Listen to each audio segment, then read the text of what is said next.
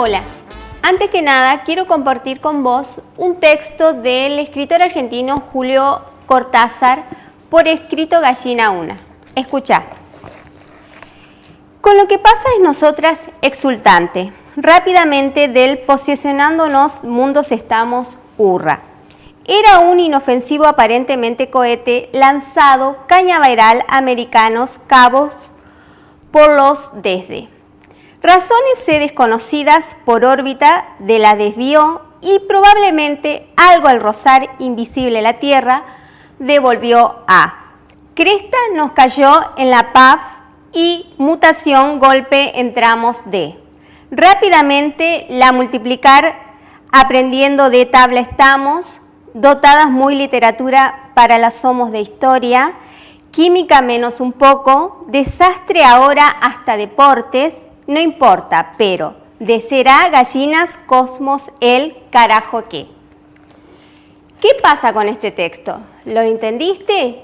Yo creo que no. ¿Por qué? Porque en realidad Cortázar juega con la incoherencia. ¿Qué era la coherencia? La coherencia es una propiedad fundamental que debe tener todo texto para ser tal. En la clase anterior con la profesora Carmen trabajaron 4 propiedades textuales. Esas 4 propiedades son la coherencia, la cohesión, la adecuación y la corrección.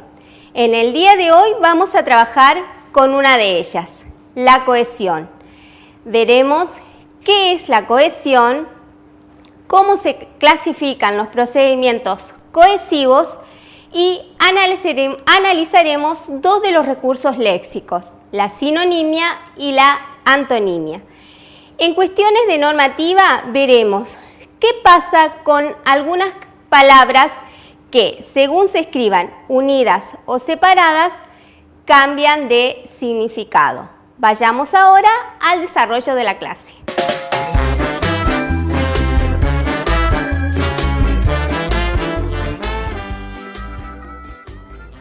Un texto, además de tener coherencia, debe tener cohesión. ¿Cuándo un texto tiene cohesión? Un texto está cohesionado cuando todas las palabras están relacionadas entre sí de diferentes maneras. Veamos cómo utiliza este recurso Horacio Quiroga. El texto se llama La Ñandurié y se lo extrajo de su libro Crónicas del Bosque. Hasta el día de hoy, la gente del norte no ha podido ponerse de acuerdo sobre la ñandurié. Esta víbora representa, sin género alguno de duda, al más venenoso ser de la creación. Hasta aquí el acuerdo es perfecto. Pero cuando deseamos especificar fisonomía, color y particularidades de esta lúgubre bestia, las lenguas se confunden. Solo un aspecto de ella permanece inalterable en todas las leyendas, su tamaño. La ñandurié es una viborilla deslizante y fugaz, cuya breve mordedura anuncia cierta, segura, precisa, inexorable y fatalmente la muerte. En casa tuvimos una, a la que mis chicos profesaron un afecto casi de hermanos mayores. La habíamos hallado entre los bambúes, deslizándose bajo las hojas caídas, que se arqueaban apenas a su paso. Mas la culebrita aquella endulzó algunas horas de nuestra vida, no obstante los serios trabajos que nos exigía. En efecto, no comía sola.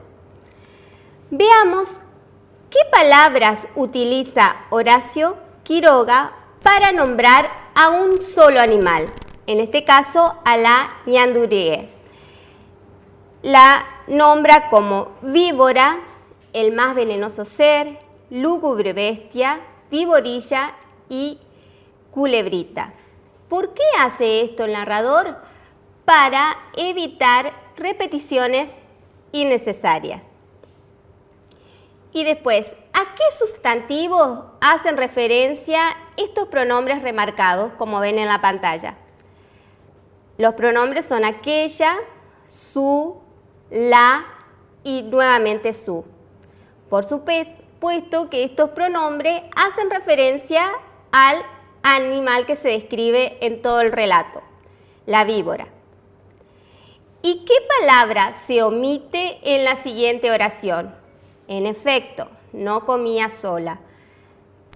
¿A quién se describe en todo el relato? A la víbora llamada ñandurié. Si ponemos el nombre dentro de la oración, quedaría así: en efecto, la ñandurié no comía sola. O sea que la coma de la primera oración reemplaza a ñandurié o víbora. Bueno, ¿qué es lo que hicimos entonces acá? Observamos cómo utiliza la cohesión Horacio Quiroga. ¿Qué era la cohesión? La relación que existen entre las palabras de un texto. Los procedimientos cohesivos se clasifican en dos: recursos léxicos y recursos gramaticales. Los recursos léxicos son la sinonimia, la antonimia, la repetición, la hiperonimia y la hiponimia. En cambio, los recursos gramaticales son la elipsis, los conectores y la referencia. En el día de hoy vamos a trabajar con dos de ellos, la sinonimia y la antonimia. Veamos. La sinonimia es un recurso que sirve para reemplazar palabras con significados semejantes. ¿Por qué digo con significados semejantes? Porque no existen, a no ser la excepción como burro, asno y perro y can, no existen palabras que tengan idénticos significados. Existen palabras con significados semejantes. Por eso, Horacio Quiroga utiliza para reemplazar a ñandurié, o víbora, reemplaza víborilla y culebrita. Pero también utiliza frases como más venenoso ser y lúgubre bestia. Este es otro recurso que se llama paráfrasis. La paráfrasis consiste en reemplazar una palabra por una frase que tenga un significado semejante, como la que vemos aquí: más venenoso ser y lúgubre bestia. Esas serían las paráfrasis que utiliza Horacio Quiroga. Después tenemos otro recurso que es la antonimia. Ustedes recuerdan que los antónimos son palabras con significados diferentes. Entonces, la antonimia es un recurso cohesivo que facilita en algunos casos la estructuración de la información cuando se quiere oponer significados. Veamos, por ejemplo, en el texto de José Pablo Feynman. Los hechos que son la verdad constituyen el verdadero y último objetivo de la historia, que es una disciplina científica basada en lo que es y lo que no es. Lo que es la verdad, lo que no es la falsedad. Están remarcados los opuestos. Los opuestos en este caso serían lo que es, lo que no es, verdad y falsedad.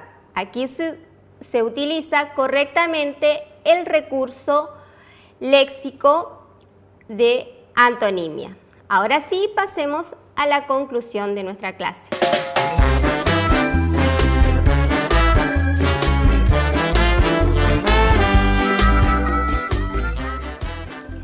Hoy pudimos conocer un poco más acerca de cómo escribir un texto.